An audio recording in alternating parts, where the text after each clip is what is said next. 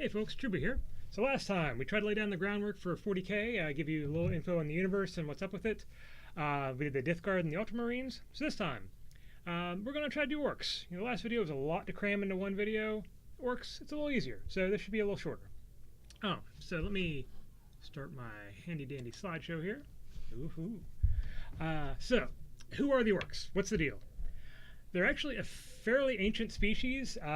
They were biologically engineered by an ancient vanished alien species called the Old Ones, and they're used as a tool to fight for them. The Orks sometimes refer to something called a brain boy, and it's believed that when they talk about a brain boy, they're talking about the ancient ones.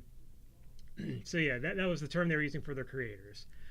They're engineered to be muscular, aggressive, and kind of dumb, so they're easier to control. But despite the rough exterior, there are some weird things with the Orks.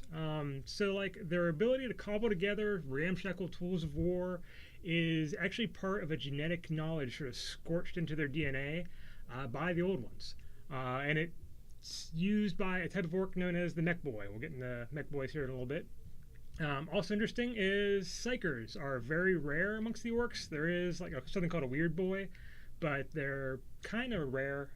You don't see a lot about them, but them not being able to use psychic abilities and largely not being able to have psychers is likely also imprinted by the Old Ones to keep them from becoming too unmanageable and just to keep them from tearing apart the fabric of the universe.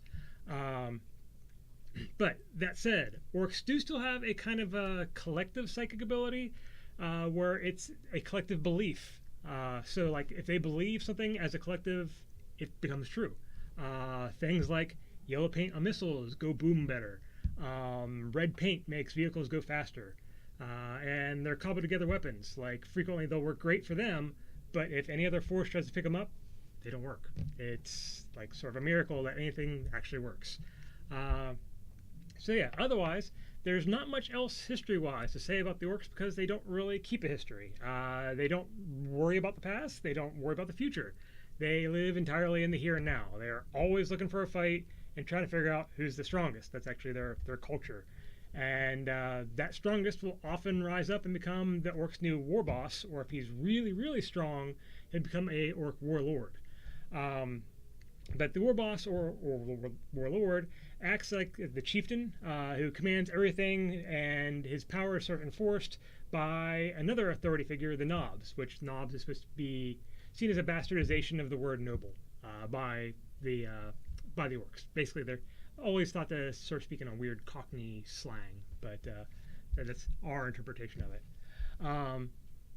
But yeah, Orks will gather around a war boss, and when one strong enough emerges, the numbers around him will just suddenly swell, and when the numbers are large enough and the force is long enough, the war boss will start a wah, or wog. I'm not exactly sure how that's, not perfectly sure on the pronunciation, something close to that. But that is what our team pack is called, wog. A wog is what the Orks call their campaign, where they en masse go hunting for a fight. It's basically an orgy of killing and looting, led by a war boss or a warlord, depending on the size of the group. This is like the main driving force of the Orks. It's said that Orks need a fight like humans need food and water. They act almost like a force of nature, suddenly swelling in numbers and just spreading across the sector like a plague of locusts, destroying everything in their path. The Orks are the second most plentiful species in the galaxy, behind only Tyranids, who are kind of like the aliens from Alien, xenomorphs. That's what they're heavily inspired by. But don't have to worry about Tyranids in this set. Maybe later. So, now on to our named dudes. We only have 2 named guys in the Ork team box, or team pack. The Stampa is not a named character. That is actually their giant weapons platform. It's a cobbled together big mech, basically. Well, I guess I shouldn't say big mech because that's what Morgok is as a big mech. I digress. So, our name dudes. We'll start with Mogrok. I think I'm getting that right. But he is what is known as a big mech. There's a class of Orks who are basically the magic mechanics that are the MacGyver of the Ork world. They just make things work. Big Mech is the biggest and most skilled of the mech boys, and will lead a bunch of the lesser ones. Unlike most of the orcs, though, Mogrok often enjoyed just building more than killing, and that made him a bit of an outsider. But his tools and tactics were so good that he was still able to claim a really high post in the tribe, and was very well respected by the elders, specifically his war boss, Gruk Facerippa. And it said he was actually like a guiding hand for Gruk, guiding him to only attack the best planets, and always came up with new sneaky tricks for them to employ. And some say he was actually the real power behind the rusty orc throne. So yeah, know it all, get through and through. Now, Gazak Kul Thraka. These names. He is the mighty prophet of the Wa, and the most influential of basically of all the orcs in the galaxy. He's the best, the most influential. So his story is pretty funny, actually. Early in his life, he was shot in the head. They were being attacked by Marines, and he got a bolter shot right in the head, and it turned a large part of his brain to mush. But strangely, that didn't stop him from getting back up. So he stood back up, was kind of catatonic, but yeah, all the other orcs were like, oh, shocked by his ability to get back up. So instead of just leaving him for dead, they sold him off to a pain boy, which is kind of the orc version of a doctor.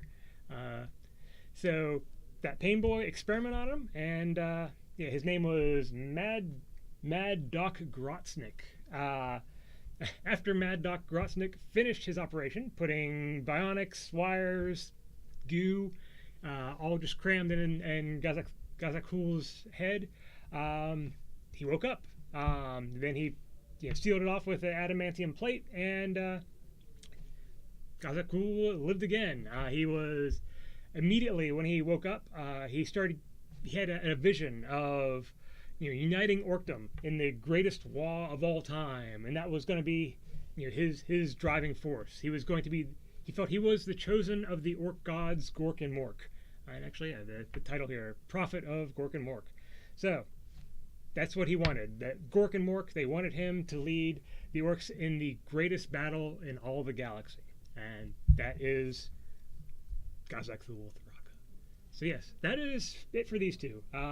They're pretty cool. The orcs are hilarious. I could get into more about the specific casts and the orc knobs beating on the orc boys, making them do what they're supposed to. But yeah, it's great stuff. The orcs are hilarious. Orcs are fun.